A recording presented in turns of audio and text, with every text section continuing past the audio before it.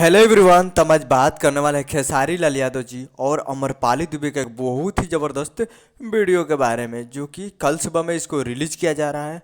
और इसे लिखे हैं सुमित सिंह चंद्रवंशी जी और म्यूजिक दिए हैं छोटे बाबा जी।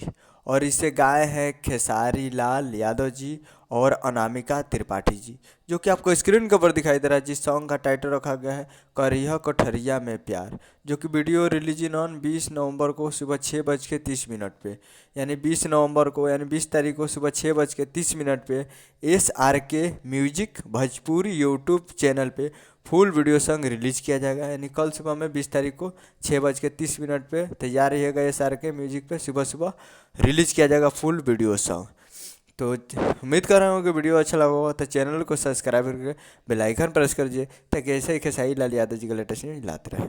तो एक मूवी का सॉन्ग है, जिस मूवी का नाम है डोली से जाकर रखना। तो उम्मीद कर रहा हूँ वीडियो से चैनल से मिलता है अगले वीडियो में। तब तक के लिए जय हिंद जय भोजपुरी।